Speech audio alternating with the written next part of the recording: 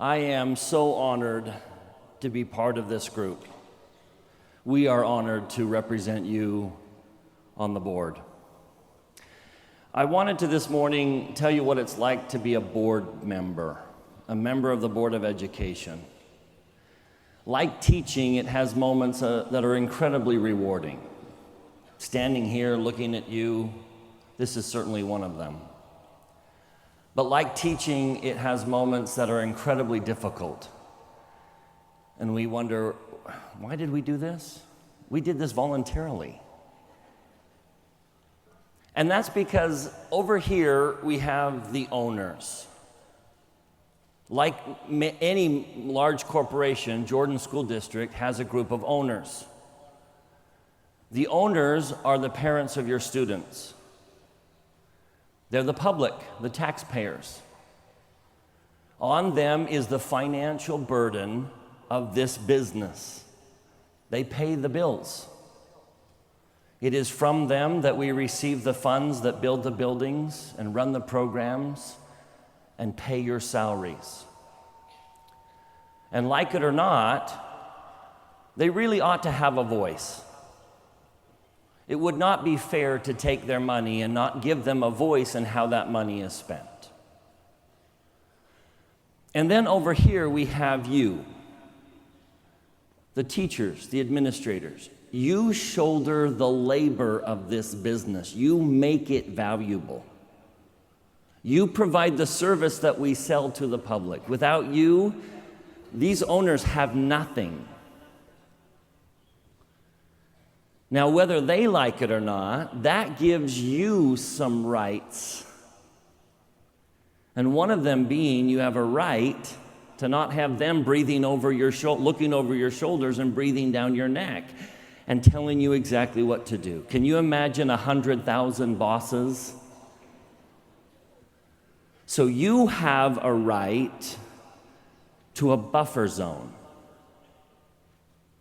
between the owners and the professional staff that makes this company valuable.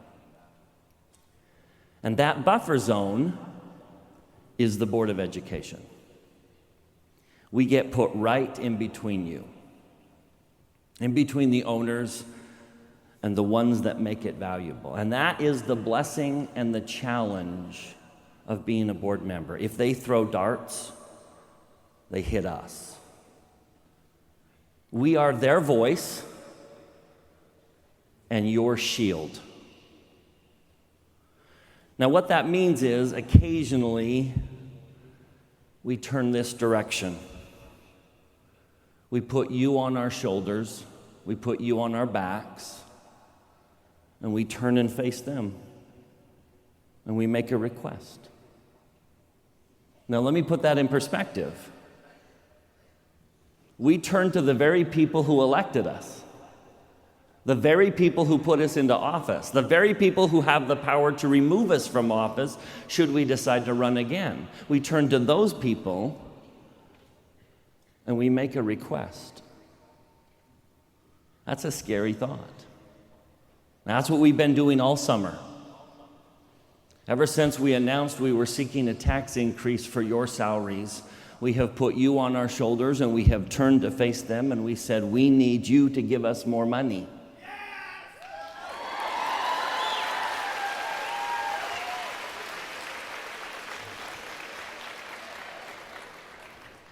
Now, was that a scary thing for a board member to do? Yeah. Are some of them very angry at us? Yes. And all of us have the email to prove it. I think every one of us have been threatened with never being reelected again. But that was the right thing to do. And that's our job, is to sometimes face them and defend you. But that also means that there will be moments where we turn this direction and we face you. Sometimes we need to put families on our backs and parents on our shoulders, and we turn to the district and we turn to the staff and make a request. And we know sometimes that makes you upset. For example, we have been pushing to get all of our elementary schools onto a traditional calendar. When we ask teachers, teachers prefer a year-round calendar 65 to 35%. A very clear majority of our teachers would like a year-round calendar. But then when we talk to parents and we ask parents and families, 85 to 15% of them prefer a traditional calendar. And so we're in this awkward position of choosing between the public and the staff. And on that one, we have faced this direction. And that's the challenge of being a board member. Many times, there are many issues where we all want the same things. But every once in a while, we have to choose. Because we either upset one and please the other, or we please this one and upset the other. So I'm here to make a promise and a request. 3 requests, if that's okay. Promise number 1 is I want to tell you what the criteria is for which direction we face. Now, I can only speak for myself, but I've been with the other 6 board members long enough that I think I can say it's true of them. I could tell story after story, but I believe this is true of them. So what's the criteria? Why do we sometimes face this direction and sometimes face this direction? I hope this summer has proven to you that we are not afraid to face this direction. We're not afraid to face the public and make a request. So what's the criteria? Can I assure you it's not what's the easiest thing to do? Go through a truth in taxation hearing and you tell me if that's easy. It's not the cheapest. I can say for myself and pretty much say for all the board members, the direction we face is going to depend on the answer to this question. What's the right thing to do? What's the right thing to do? There was no question that facing them and asking to increase your salaries was the right thing to do. And on other issues, we'll face this direction because it's the right thing to do. I promise you that. Which leads me to request number 1. If fighting for your salaries has given us any credibility, can I make a request? The next time the Board of Education makes a decision that you don't understand, that frustrates you or confuses you, would you do me the favor of not throwing us under the bus? Would you pause and ask, why would they face that direction on that issue? What did they see? What was the motivation to face that direction? If you'll put yourself in our shoes and say, why face that direction on that issue? And just take a moment and ponder, what might the other side of that look like? Why was that the right thing to do? Number 2, if you'll do that, if you'll ponder, why would the board make that decision on this issue? And if you can't come to a conclusion, if you can't see a logical reason why that was the right thing to do, would you contact one of us? There is in this district an unspoken idea that you can't contact a board member. I don't know where that began, but I am begging and pleading that that end. We are Team Jordan. We're not against each other. We're all for each other. Decisions that we make without knowing what you think are not going to be very good. If we're making decisions that impact you, and we haven't heard from you, and we don't know what you think, we're not going to make a great decision. We need to hear from you. We beg for the opportunity to hear from you. So if we make a decision that you don't understand, would you ponder for a minute why? Why would the Board of Education do that? Why would they consider that? Why would that be the right thing to do? And then if you still can't come to a conclusion, would you call us, talk to one of us? We'd be thrilled to hear from you, to talk to you, to open up a dialogue. I know some of you aren't fans of the grant program, and some of you have made that very vocal. Would you give it a chance?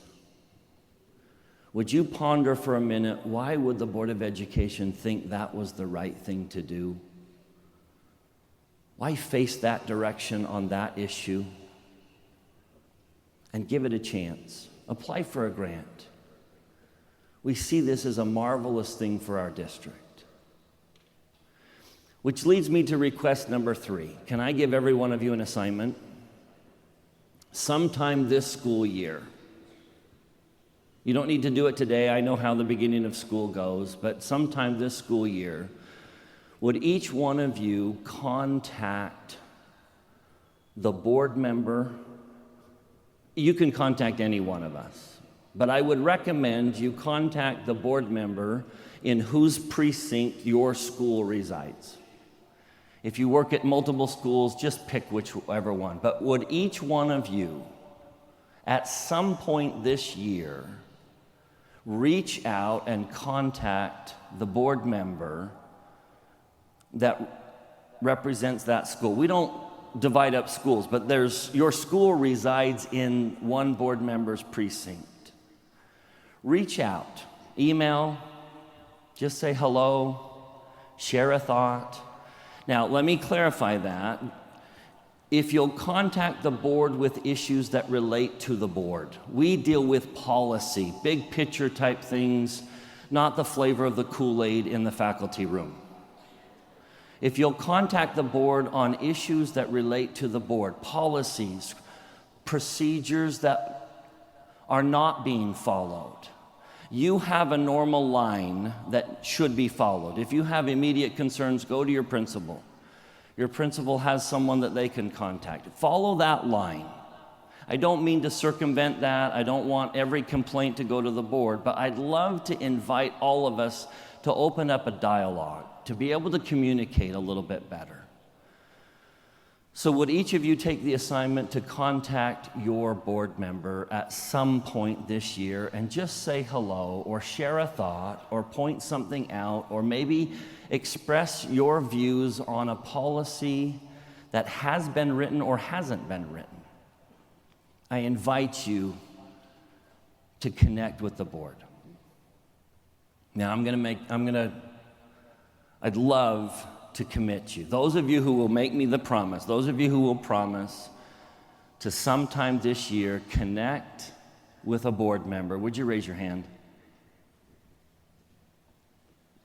We are Team Jordan. We need and love and want to hear from teachers. So let me, before I close, face this direction one more time, in a different way. Let me represent all the parents who elected us into office and say what they so often don't say. Thank you. I really have questioned a lot lately when the history of mankind is truly told. Will it be Congresses, presidents, armies, and navies that changed the course of humanity? Or will it be teachers?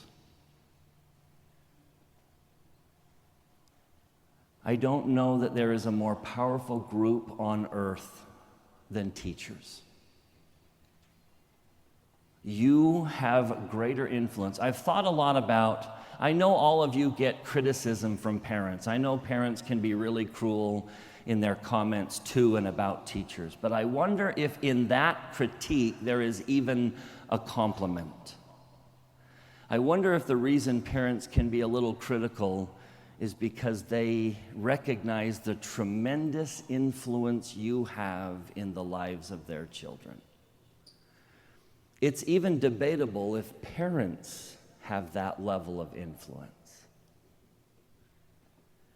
You change lives every day, and they're not going to say thank you very often. I thought of an analogy a couple days ago. I shared this with the new teachers at the secondary level. Allow me to share it one more time, those of you that were there. My wife and I have 10 children. We have taught every single one of them how to go potty in the toilet. Now, that is a major life skill. Can you imagine being your age and not knowing how to do that? Having to call your mom and your dad? That is a major accomplishment, something that everyone needs to master. And yet, not once in all of those years have any of my children ever called up and thanked us for teaching them how to go potty in the toilet. It seems to me that with essential life skills, we just take for granted that we were taught to succeed. And so it is with teachers. Those of you who teach them to read, to write, to think, to analyze, those of you that show them the wonders of the world, teach them how to interact with other people, you give them life skills that will change them forever. And they may not call up and say thank you, so allow me to say thank you. You are changing the world. And even when parents are critical of you, would you ponder for a moment that maybe it's because that parent understands the influence you have. And understandably, that can make parents nervous. But thank you. Thank you for changing the world. Thank you for being part of a wonderful organization. Thank you for being part of Jordan District. And thank you for letting me come today.